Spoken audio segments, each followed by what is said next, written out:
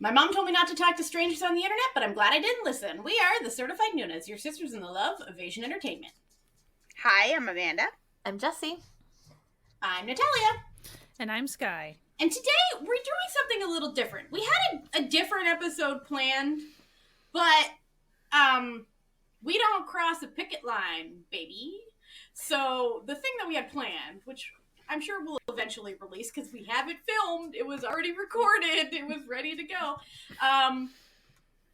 It was on a network that we will not be speaking of for strike-based reasons. So we decided to do something a little different and sort of bring a drama gems, but in a different vibe to it, by focusing only on each of us will be picking a drama that you can find on Kocowa. So if you're like, what the hell is Kocowa? If you're new, you might be new, and this might be the first time you've ever heard of Kocowa. Kocowa is and by the way, we are not sponsored by Kocowa. They did once send us a very nice box of Kocowa swag, but we are not sponsored. We are not accepting money from them, though. Though if they Hey, If you want it. how you doing? How you doing? You look great today. Yeah, you look. Did you get a new haircut? You're looking fantastic. Kocowa is a streaming service that is basically the western arm of three of the major studios in Korea, as well as the Wave streaming service, the WAVVE. So it does. We got KBS, we got SBS, and we got MBC. Those are the three public, television stations, and they put out pretty much everything from those stations, including they've been working on putting a bunch of older stuff up recently too. They've got a bunch of deals with like Viki and stuff, but we're pretending for today that we didn't know Viki existed and that you could get a lot of there's like cross-platform stuff. And we're just going, what do we like on Kocowa? So each of us has picked a drama that we would like to sing the praises of for your viewing pleasure. And Jessie, I believe you're gonna start us off today. Woo-woo. So what drama do we have today? So I am picking a drama that came out in 2018, towards the end of the year. It's an SBS drama and it's called Miss Ma Nemesis. It is a retelling of the Ms. Marple Agatha Christie series. Ooh, and that's fun. It is about a woman who is accused of killing her daughter, and she is taken to prison where she escapes, and then she's kind of like on the run, and she ends up in this like little town where she's like a writer. She like poses as a writer, and she kind of just hides out in the town while she's trying to figure out who killed her daughter. And so it's like she's like kind of dealing with like things that are going around town, also like to kind of keep like people out of her business so they don't like pick up on who she is, and also figure out what's going on with the daughter and like be able to be in the police investigation but not be like caught by the police. It's dark, but not as dark as like a normal crime show, because a lot of the time you're spent in the town, and the town's got a very much the like standard like town in a K-drama where it's like very kind of quirky. It's not as like humorous as like say something like When the Camellia Blooms type humor, but it's got that quirkiness and like kind of almost like a Murder, She Wrote kind of like every time she goes out to her town, like that sort of thing. And there's like everybody's kind of doing things, and she teams up. So Miss Ma is played by the actress Ko Sung-hee, or not Ko Sung-hee, Kim Yoon Jin, and she teams up with Ko Sung-hee, and they kind of like form a bond together, and then they end up kind of working together to figure out the mystery behind the death of the child. So it does have child death in it. It is like, when I say it's not like as like dark as a crime show, it's still darker than like any like just a straight kind of drama. But it has a lot of like fun twist to it. It's got a good mystery to it. If you like Agatha Christie, I think you'll really like it too. I know not a lot of people watch it. I watched it when it was airing too. That was like the big thing for me. But I just genuinely really liked it. I'm sure I've talked about it on the podcast before, but like, who knows when that was? You know, well, I do know it was like end of 2018. But forever ago. Yeah. Were we even doing what we're watching episodes then? I think we were themey at the beginning. Yeah. But yeah, that's my pick. Yeah, I definitely think you should check it out. I think, let's see, the director is Min Yoon Hung, and I'm pretty sure he did, like Missing the Other Side and Insider and Touch. So like you got that kind of like thriller person. I don't know about the writer, Park Jin Woo. So Doctor Stranger and The Land of the Wind, Snowflower, Temptation. So definitely check it out if you're looking for something a little bit different.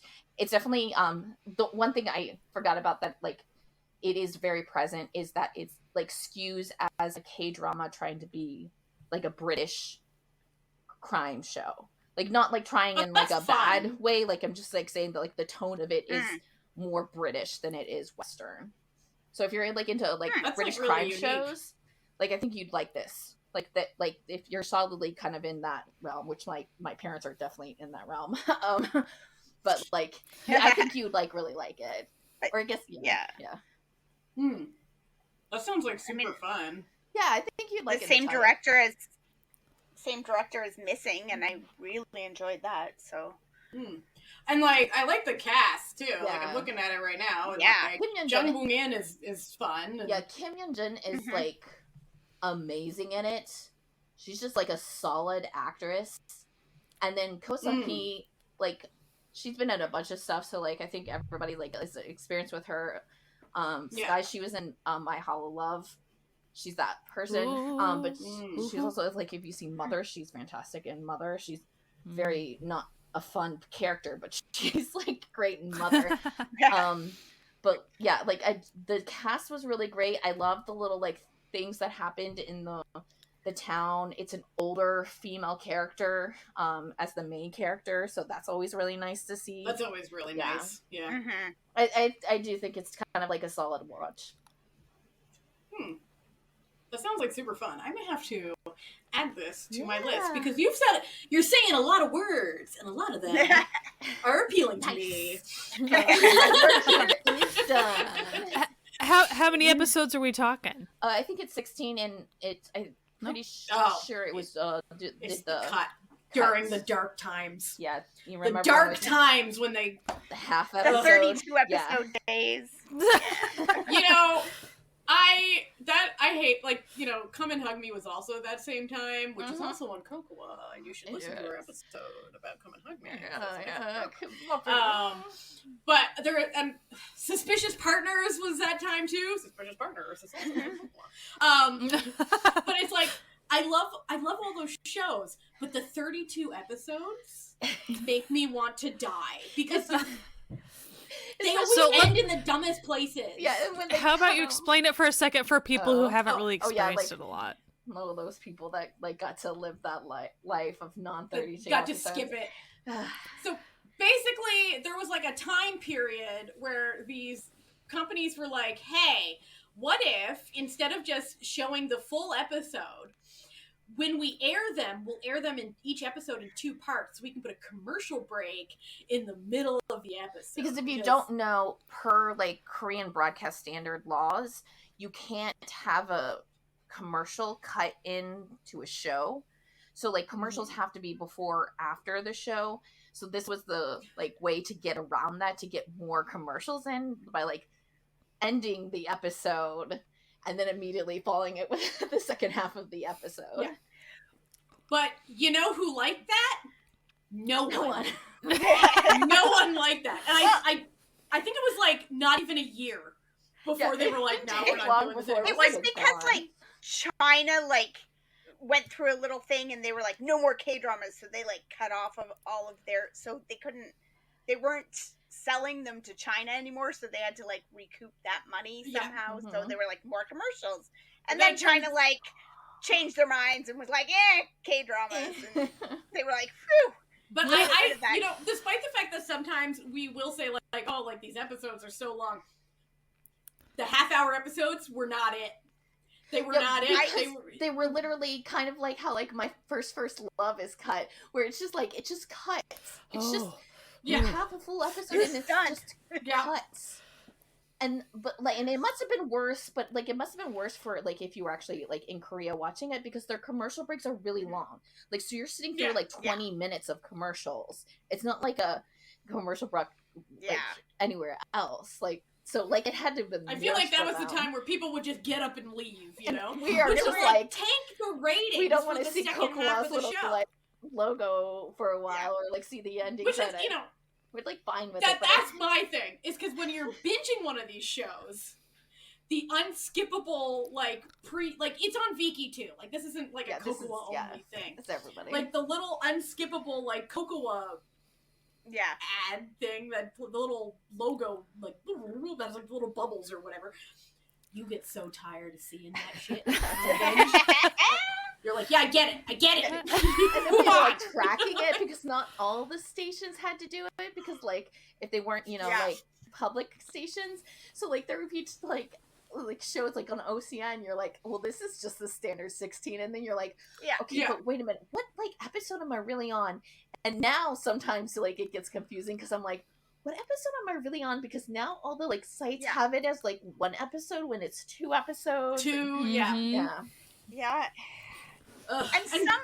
some shows did. There were the odd show that actually made use of that well. Like they would do like a cliffhanger at that point. Like Circle did it. Didn't or Circle do it really well? Yeah, Circle did it really well. Because Circle was split into 2 different like worlds. There was the present and the future.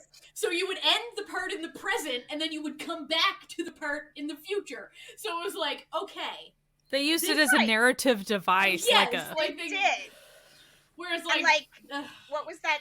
The Waikiki one. Yeah. Welcome to Waikiki. It was almost like a sitcom, and they filmed it like they were half-hour episodes. Yeah. You just got 4 of them every week, kind of thing. Like it just wrapped up a story, and then you did the next story. So if you missed one, it was like, I missed one. Whatever. Whereas when like some of these more narrative shows that wouldn't plan for this, it would just like cut at a random part, like, and you're just like, oh, it's like sometimes, I don't know if anyone else has noticed this, because I think I watched the most C-dramas out of all of us, that sometimes C-dramas, they just end in the middle of a scene. Yes. They're just like they run out of like runtime, and like literally a person's like about to talk, and it's just like end credits, and you're like, wait a second.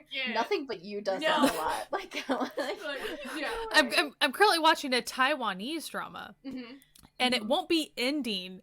They'll just, they might be kind of doing a commercial break or something, but all they do is they kind of do this freeze frame thing, and I'm like, oh, is it the end of the episode? Like, do you get the song too? It's kind of a weird, awkward end. But then they'll be like, intro? nope, here's the next scene. I'm like, and no, there's no song. Like, it's not doing that whole thing or anything. That was and so I'm just where like, it was cut. Yeah. So like it probably was like an episode, like a commercial break, but it's not obvious enough. It's just an awkward, stuttering not end. It's like, okay. Like that probably was where it would fade to black to go into the commercial break. Yeah. But when they're re-editing it for like streaming, they forgot to edit out the fade to black transition time. All of a sudden, a guy will be talking. He'll be done with his sentence at least, but he'll still be like having his hand up after talking, and it's just like, it's like, so okay, are we done with this? What are we doing? And then it's like, okay, next scene. I'm like, fine, whatever. Incredible. I love it. Well, anyway, Miss Bond Nemesis sounds super fun. Yeah. I have a question for you, Jessie. Sure. I have a question for you about it. All right.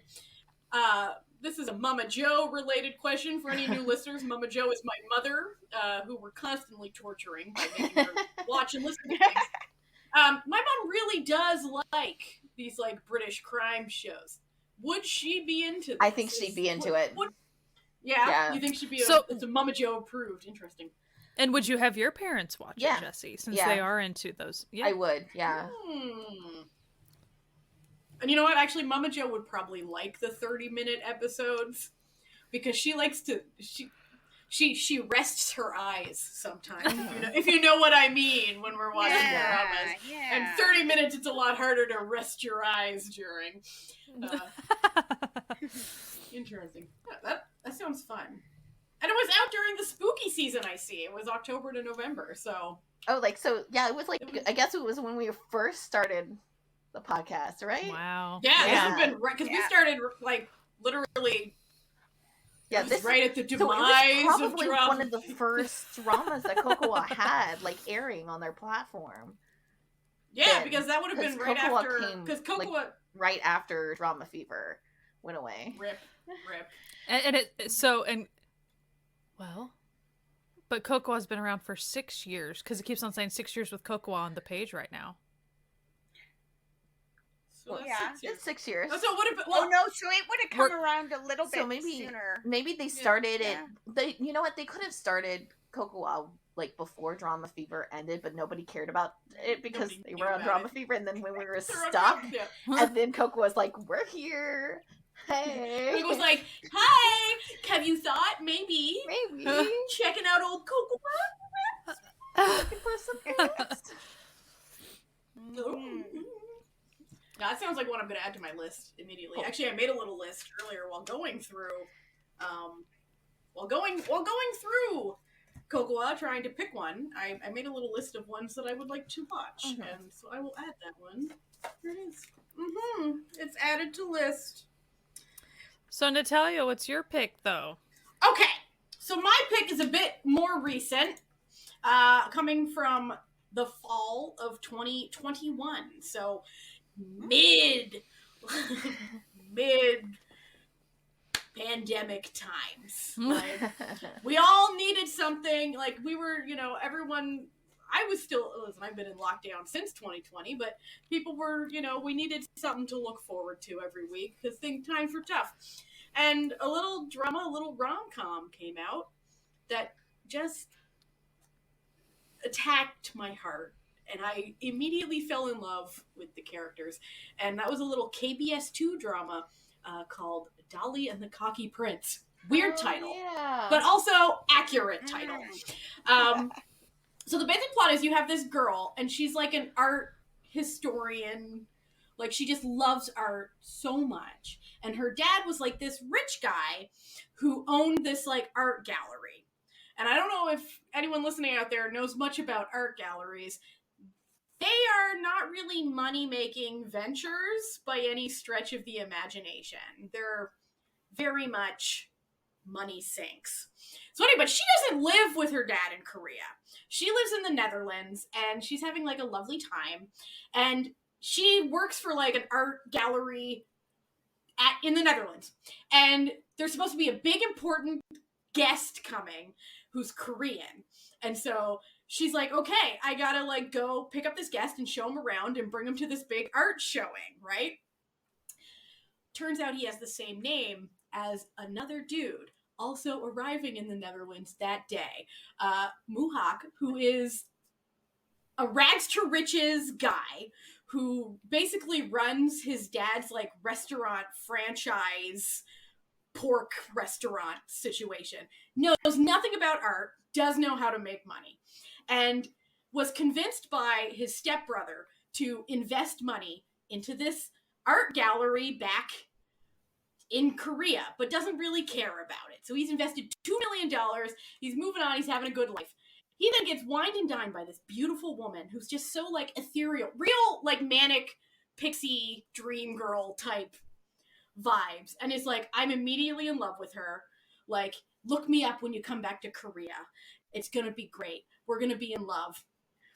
She then finds out her father has died. This is all the first episode, by the way. She then finds out her father has died. And goes back to Korea, forgets about anything that just this romantic time she just had with this guy who wasn't the dude she was supposed to be showing around, and comes back to an absolute mess because all the banks, after her father has died, have decided to pull all of the loans all at once. No one will lend her any money. Of course. She's now in charge of this art gallery. She has to like sell her mansion. She has to sell everything she owns because she wants to save her dad's art gallery that he loved so much. All of his friends, all of his rich friends have now turned against her. Her own uncle has turned against her. Like, everyone is just like, fuck you, girl. Like, and her name's Dolly, if you're wondering. And then he then shows up at the art gallery because they owe him money that he had lent them for an art exhibit that his brother had convinced him to do. So he shows up and throws a scene, but who does he see? The woman he fell in love with. And then it becomes shenanigans, where he's like, well, I'm going to help you save this gallery. This drama is so cute. But, like, also there's it's a Korean rom-com. So there's also, like, did he really die of old age? Or was there some evil plot? And also, oh no, her ex-fiance, who, like, left her a month before their wedding, shows up again and is like, I'm gonna save, I'm gonna marry you now and save you. And she's like, you, like, abandoned me, like, years ago. Like, what are you talking about? And then, of course, this poor pork restaurant chain owner is now, like, has to pretend to care about art. You're muted, Sky. Yeah, mistaken identity situation. Yeah, the classic. And so it's like, it's really fun, it's really sweet, and the three main actors that you have, so you have Park Yoo-young playing Dolly. She's perfect in this role. Like, she's just so ethereal. She's so just, like, doesn't really know anything, but she's so earnest and kind that, like, you can't help but love her, So, like, even people who want to hate her can't hate her for very long because she's just so genuinely kind. And then you have Kim Min-jae playing Muhak, has this, like, manic, crazed energy to this role that I don't know where it came from, because I don't think it needed to have this energy, but somehow adds, like, this whole dimension of, this guy is a little crazy, but he's also crazy in love. And then you have Kwon Yul, who, like, playing the ex-fiance, who, listen, he's so, like, he always sort of shows up as that, like, standoffish, maybe evil, maybe not, like, never can really tell what, like, his character's gonna do role. And he's so good at it that, like, you can't help it. And, oh my god, there's also this, like, plot line where you find out about, like, the dude's, like, mother and, like, how she died and stuff. That's, like, not, like, a spoiler. Like, she died before the show starts. Like, you can tell, like, that's his stepmother and stepbrother, you know what I mean? And it's just so... It's so good, and I love this drama so much. I've watched it, like, 4 times. That's how much I love it. Oh my gosh. Like, it is... There's just something special about it, and I can't really fully articulate what it is. Like, there's, like, I think it's her. Like, there's something about the way that she plays this character that it should be, like, you're like, no, this person wouldn't ever possibly exist. Like, no one's this naive. But you're like, no, maybe though. Maybe though. Like, she seems like she might be. She's so good. She's a great actress.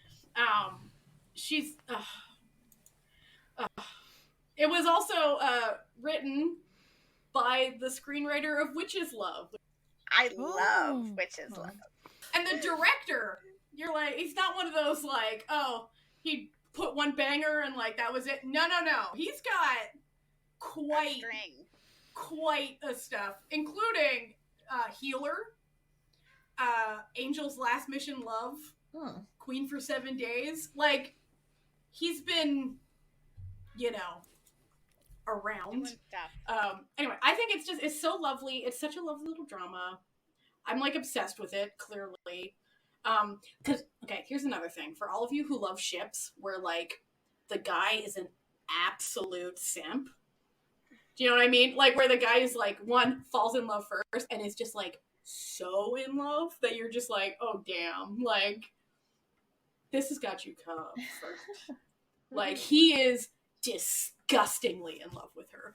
To, like, a chef's kiss level where, you know, he's sort of, but it's fun because he's fighting with his, like, standoffish, like, masculine, but he's like, oh, like, fighting with himself, like, yeah, I gotta be tough and get my money back. But at the other hand, she's the most perfect, ethereal, beautiful woman I've ever seen. I love it. I love it so much. I love it so much. I have a feeling that she's gonna rewatch it again soon. I just rewatched it like last month. I can't do this to myself. Like, literally, when we decided to do this episode, I was like, well, I know what I'm going to pick.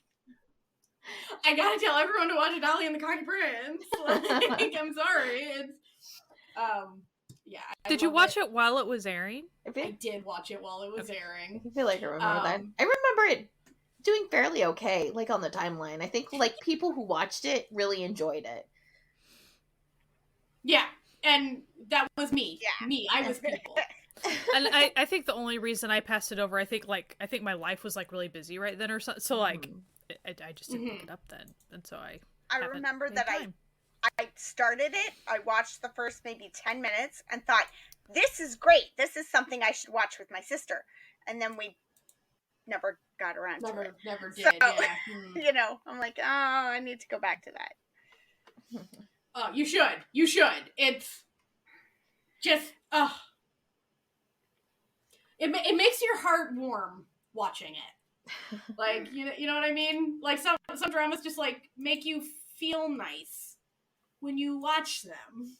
Yeah. And this is one where it's like, okay, like, is it the most complex, you know, action-driven? No! But that doesn't matter, because it's sweet and full of joy, and what more do you want, you know? I'm just thinking about him being happy. Amanda, please take this away from me, or I will continue to talk about it for the next 5 million years. Okay, well, I struggled with this harder than I thought I would. Like, I'm going through and I'm like, oh, I don't know, what should I pick? And then there's so many good ones on the Kocowa. Like, I'm like, oh yeah, this. Ooh, yeah, that. Oh, maybe this. So but I'm just gonna go with. I'm going to choose The Guardians because I thought I'll pick something that's a little bit older that I probably haven't talked about much on the podcast because it aired before the podcast. I think when it came out, I feel like wherever I was watching it, they used the title Lookout. But also, and I think it's listed as The Guardians in my drama list, but I think on Kocowa it's just listed as The Guardian, without Ness. So, whatever. Which is weird because it's about a team. It's a team. They're a team. They are a team. It's also apparently was listed as The Watchmen at one point. It was called The Watchmen, which also makes sense. So it's an action thriller mystery law story about starring Lacey Young, who I love. She plays a mom who is was a police detective. She stops being a police officer in the first episode or so because her daughter dies and it's ruled an accident, but she knows her daughter and there's no reason why her daughter would be on the roof of a building. Why would her daughter be on the roof of a building and jump off? Her daughter's like 8. Like, what the heck, right? So she knows it's murder. She basically figures out who it is, but it's somebody who is connected to somebody high up in the police force, and he's not ever going to be punished for this. And so she can't be a cop anymore because she just can't. So she quits and she becomes connected to a mysterious person, and it turns out, like, I think you find out pretty quickly who it is, but he's somebody who's also sort of become disillusioned with, he's in the legal system, but has become disillusioned with how many things he can't fix because of the politics and stuff. So she also teams up with Kim Sul-gi, isn't it? So Kim Who's super Sul-gi, fun in it. so good in it. And she also has, like, all of these people in this team have a trauma, have a past that where family members have died or been murdered or whatever, you know. And so they all connect. She's sort of housebound, but she watches the world through her cameras and stuff. She's, you know, keeps her eye on things, but she can't leave. She can't leave the house because she's so terrified to go out into the world because of this terrible thing that happened to her family. And then there's Key. Key is in it. Key is also adorable in this. Big, like, curly, frizzy hair and fun, just adorableness. It is a wild ride. This show is wild. It's another one of those ones that was like the 32 episode thing. And I know I skipped an entire episode because it sort of starts, and I can't remember if it's the second half hour or the beginning of the second hour that I skipped, but it's like they sort of start you off, they tell you where she's at now and everything, and then she sees somebody from her past, and then we flash back to when her daughter was alive, and I was like, no, I'm not going to watch this part. I got it. Her daughter dies. Yep. Skip ahead. So I skipped over that whole, like, I asked somebody who had already watched it, and they were like, because I was just like, my anxiety, I was like, no, I don't want to watch this baby get murdered. So, like, we'll just move ahead. But it's really only that episode that deals directly with that. And then everything after that, like, it's intense. It's a very intense story. The things that happen to people were intense. You get the flashbacks of, like, Key's life and Kim Sul-gi's character's story, and you see those stories unfold, and you see all this different stuff that happens, and just the frustration of, like, knowing who the bad guys are and not knowing how you can make them pay for that because, you know, because politics and rich people. Are rich people the villains? You bet they are. Is it a K-drama? Like, you bet they are. Exactly. So this is, like, one where Lisa Young gets to do, like, her action stuff. Which is She's always all great. over the place. And she was like pregnant. She was pregnant. Yeah, while doing them. Like, it was She's wild. crazy, man. I know. And, like, I mean, she obviously wasn't, like, it's not like she's bowling ball pregnant. She's like 3 months pregnant or whatever. But still. And she, in interviews afterwards, told, you know, I told the director, he knew. I talked with the stunt coordinators, they knew. We only did things that we were comfortable. It was all good. I talked to my doctor. My doctor was, you know, because people, when they found out that she was pregnant during filming, freaked out a little bit. Mm-hmm. Like, she's not a good mother, that she would risk her. And she's like, no. I did all the things and discovered that I was fine. Nice try, like, but no. Nice try. But, like, and there were some good fight scenes and some really cool stunts in this drama. So, if you like I've action, always known, I was, like, curious about it, but yeah, I need to pick it up. Yeah, I was like, no, I think very it's fight on that one. Like, like, if you like things like The Players, Taxi Driver, stuff like it's definitely that kind of vein of K-drama where it's got the team and the team that is fighting against corruption and fighting for justice, and unlike one of the creepy ass murders, like the actor who did this was phenomenal. He was really well played as a totally. We won't tell you who that is. Murderer.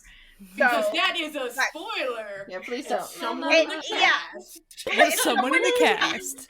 Although, to be fair, you're pretty sure you know within the first couple episodes. Well, but I'll let you figure that out and watch that for yourself. But yeah, it's a wild ride, and it's a really good. I was introduced to a lot of these actors through it. There's no romance with the main character really, although it's sort of set up like there might be, but it never really goes there. So but Kim Young Kwang is one of the sort of members of this team. He's a lawyer who's a member of this team, and they hate each other, just absolutely oil and water, hate each other, but we have to work together to get this done. And and then there's Kim Tae-hoon's in there, and I love me some Kim Tae-hoon.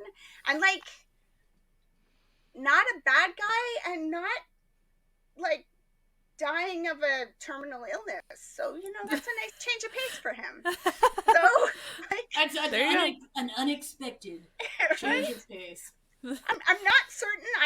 It's been a while since I watched it. He might not survive to the end, but I'm pretty sure he does. So he's not, the surprise death in episode 8 or something either. You get to enjoy his presence for a long time.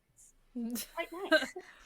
So, but there's lots of people in it, lots of great actors, and lots of ooh, that person's in it, and this person's in it, and and let me just check the screenwriter on it. Just this. This is one of those. Wow. They said all they needed to say, and they left. They said, we're done here. Yeah.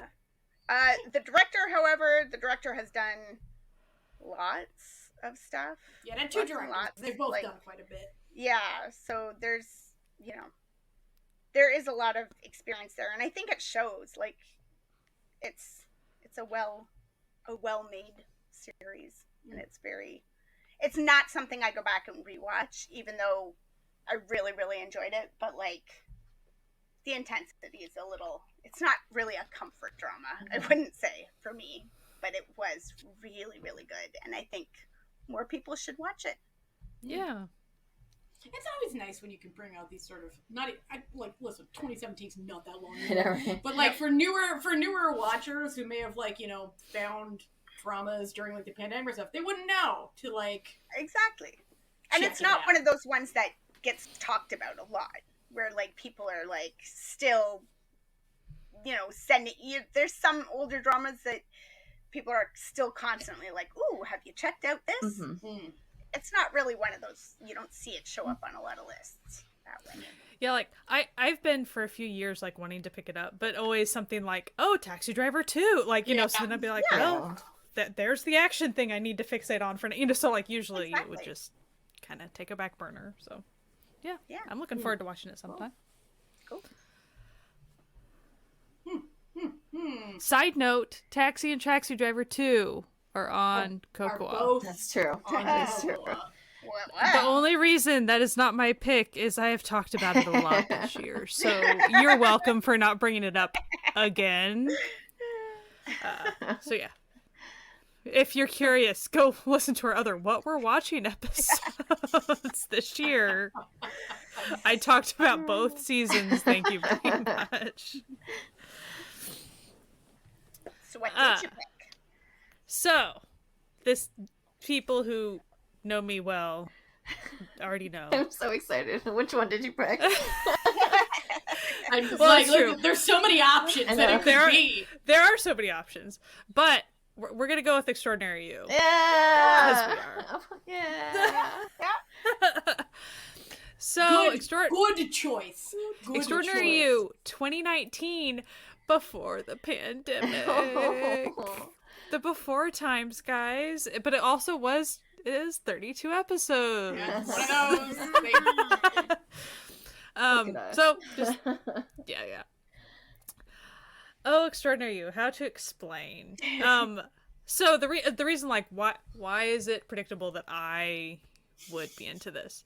It is about fictitious So of course, dramas have fictitious characters. Yes. But some dramas, the characters become self-aware fictitious characters, and that's a thing for me. So that is what you get with Extraordinary You. It is set in a manhwa, a high school manhwa world. Very Boys Over Flowers-esque manhwa world. Yeah. And so you get the, kind of the send-ups and a lot of the in-jokes of, oh, there's a group of 4 dudes, and they're, like, always walking together, the whole thing. Great time. But the way it's shot, because of the comic book situation, things will freeze in time. There's kind of glitches that happen because, like, since it's a background thing, it doesn't really matter. So, like, all of a sudden a chair's floating in space type thing. I love that stuff. And that is absolutely everywhere, all over this drama. I love those types of details. Can't get enough of it. I won't give spoilers for other aspects of some secrets within the show, but it's so fun. So as far as who are we talking about?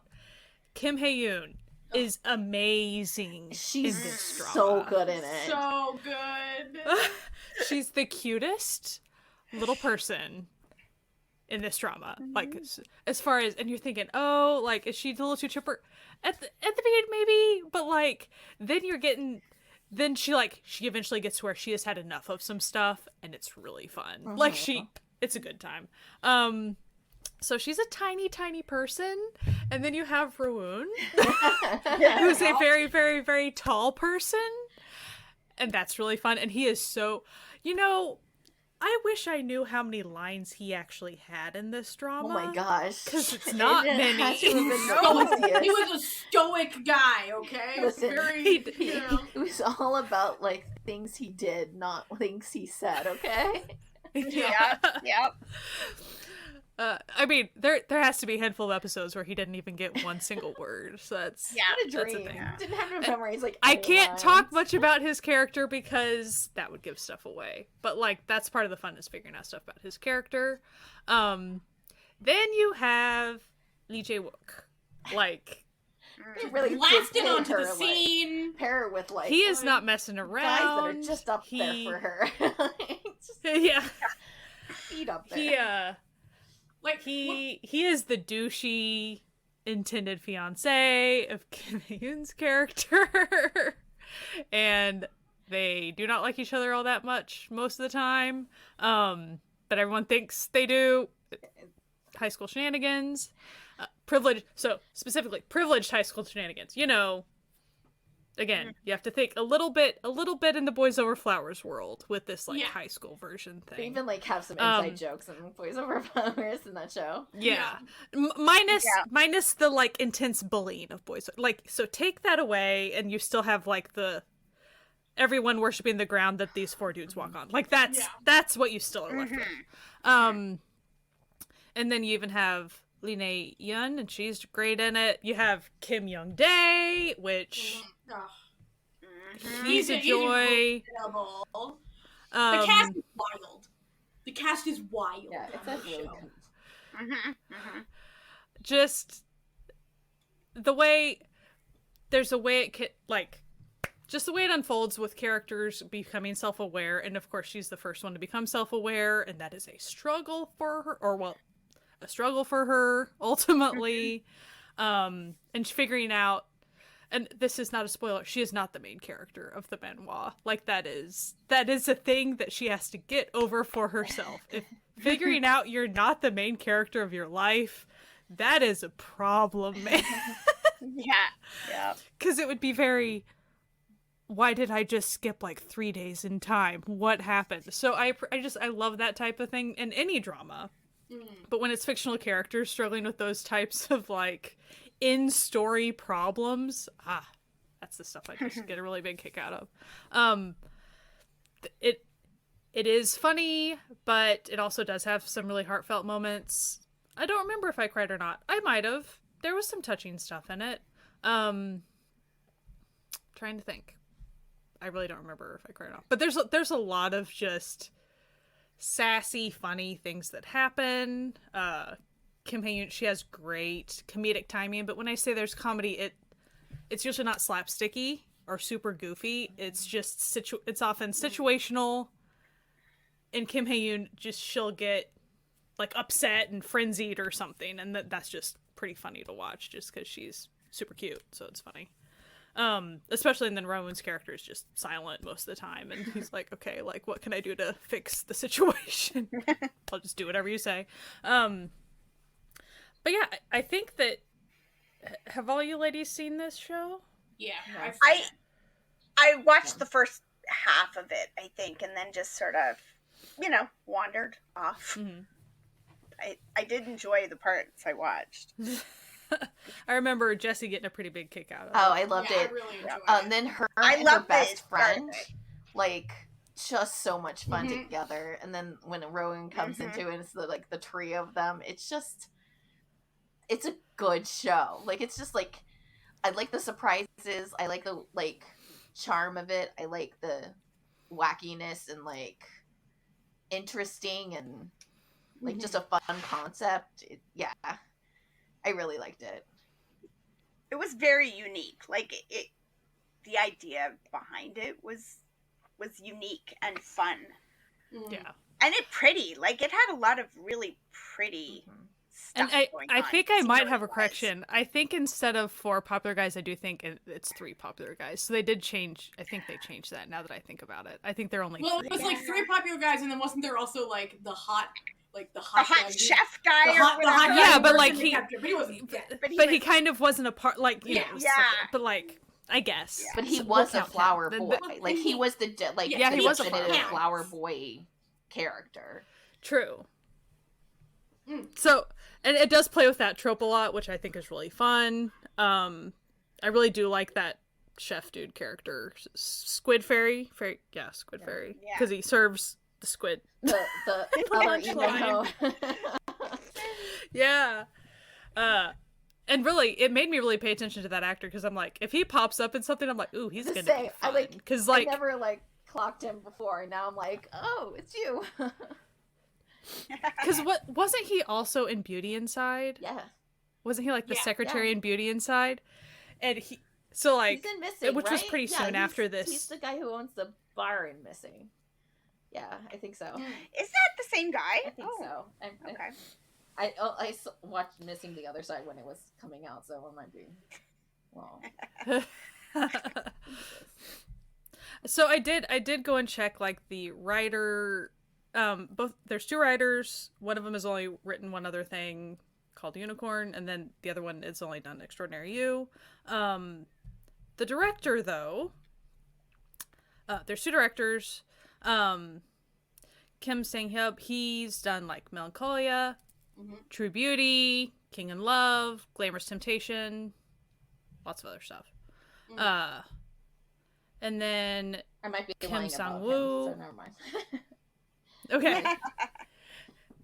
Kim Sang-woo, the other director, Live On, My Mister, Hospital Ship, The King in Love. So Very prolific.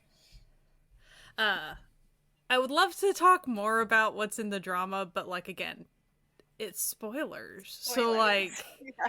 We just want to whet your appetites. We don't want to give you all of the, but I do want but really I can't overemphasize how the use of stage, so they'll even talk about when the manga or the manhwa is being read, or when action is happening within the moment, the main character doesn't have control of her body. She has to execute the things that the writer, the god type writer necessitates her to do. But then the moment the stage like comes to an end, then she has control of her body again. She can say whatever she wants again. And so then that's usually when she's really angry and she's like then trying to be like, why did I just do that? What, like, and so even after she figures it out, it's still frustrating. Like even when she knows why it happened, sometimes it's I can't prevent the thing, or I can't make this thing happen because the writer isn't letting me do it. And I love that type of tension with the main character so much, and she really is fun. And Raoul, I wouldn't even call him a puppy dog character in this. He's just so, but he's slight puppy dog, but like he's really just more stoic than anything. But it's fun. It's so fun. It would be fun to rewatch this knowing everything about the drama. Yeah. I started a rewatch a few months back. And I just haven't finished the rewatch of it, but yeah, it was fun because I wasn't thrown for loops quite as much. Like, whoa, but a lot of stuff you can kind of tell early on. It's like, oh, that flower is going to mean something. What does the flower? Like they make it they make things very obvious. Like this will be something later, and it's like, but what will it be? And so then it's like, oh, this will be an important plot point later. Keep it in the back of your mind. But it's like they serve it on it's nice because the way the manhwa is kind of not really a parody of Boys Over Flowers, but like because it's kind of that silly take on high school stuff, even when the drama is trying to be like, hey, this flower is important or whatever, it's like, we're going to serve this on a silver platter because that's the vibe we have. So you need to pay attention to this thing, or this wormhole, you need to stare at this wormhole. This wormhole is important. Like this will come back later. Like they don't try to be too sneaky with anything. They make it. But some of it is slow reveal, which I also appreciated. It wasn't like we give it all to you at once. You have to figure some of it out later. And so, but I did like, I just love dramas that do storybook type narrative storytelling. And they play with the whole idea of books and stuff in it. So I thought it was really fun. Highly recommend. It's fantastic. So that was our little mini Kocowa drama gems, a little roundup for you. If you're like, oh, I'm really looking for something to watch, and I want to watch it on a platform that's not currently being struck against for... I will ask really quickly, like, because are there any, like, variety shows or music shows or anything that you gals tend to, like, pull up on Kocowa a lot or anything? Home Alone is my go-to on Kocowa. Home Alone.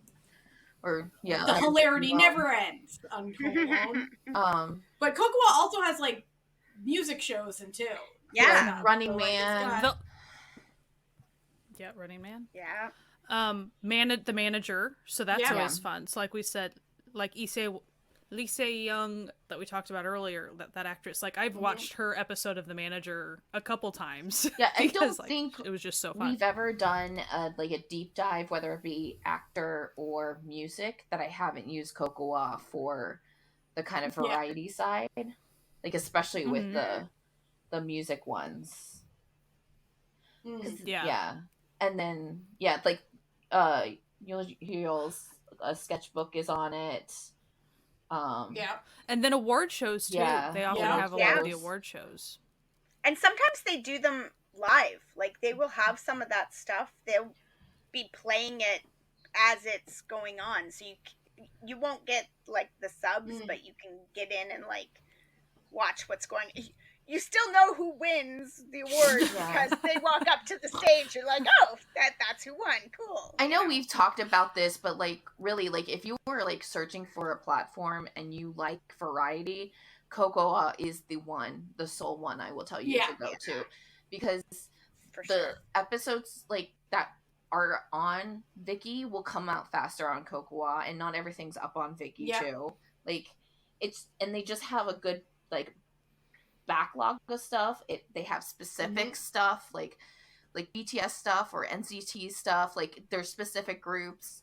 There's older shows, like older variety shows too. It just like it's kind of the best in terms of like the major platforms for getting the variety shows. Mm-hmm. Definitely. It also And, has like- Lee Dong-wook's short-lived talk show that was just perfection. Yes. That's also on there. I wish that talk show had lasted Yeah, they do longer, 'cause it Isaacs, was right? delightful. Like they have Isaacs Yeah. on there, Yeah. which is the Yeah. sports And competition for idols. If you don't know. Yeah, and then Immortal Songs, like, so Mhm. whenever I hear, like, one of my groups or something is on Immortal Songs, like, I go check it 2 out. days, 1 there. night. Even though there are some clips on YouTube, I usually go, like, watch the whole episode on Kocowa, because then I can see all the, like, mingling with all the other contestant type stuff, and that's always the fun part of those episodes of Immortal Songs. And then, this will be a very specific niche thing, but Favorite Entertainment is on Kocowa. So what that is, it was a little trot boy idol creation group thing that involved We of Pentagon and MJ from Astro So like and a few other people. Sky Catnip. Yeah. Yes. And so some people have mourned the fact, and I did not like recheck about other platforms because I think it kind of vanished from some other platforms. It exists on Kocowa. You can go watch it today on Kocowa. So, like... It also is one of Yes. my favorite variety shows, Delicious Rendezvous, where they go to, like, different areas in Korea, and it has, like, what's his face? Paek Jong-won, like, the big famous chef, where they find out what, like, the local, like, what is produced locally, and then they start, like, they go to the rest stop and, like, create, like, meals that like are using to like promote the local produce and stuff. It's fun. It's a fun one. Like they had like, you know, but- Return of Superman too, if you're like looking for a very like cute thing. But I'm like literally on Kocowa's app right now, and they have the 2014 Isaacs up here. 2014. Wow. And then like it just goes on.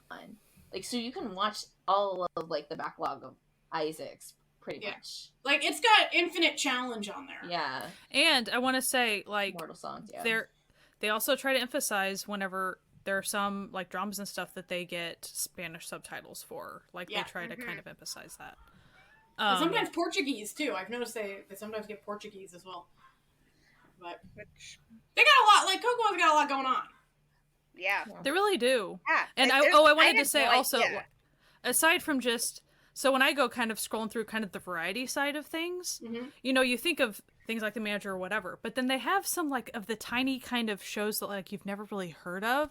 Like one was like, I Was a Car, or it's something like that. But what it was is it's people changing their cars into camping cars, and like it's just very specific like this. So like there's some like little camping type things too. Like so I find that fun to go check out once in a while. Like that's a very niche thing, but they have these little niche pockets of like variety shows, like okay, or like the little mystery game type ones, or kind of the storytelling ones. Like they have a lot of that stuff. And Like they've I also watched that one, like you know, House Fixer Upper variety show a couple years ago, and like I had never seen, but there's a bunch of those on here. Like, let me help you fix up your rental unit. Let's do this. Let's like, there's all those kinds of things. It's wild. They've also been putting up a lot of older dramas and stuff too that like may not be on any other streaming services, or like you know you may not have even heard of. So, and they have movies too. So they, you know, listen, as we said, we are not paid by Kocowa. We just like Kocowa. If that.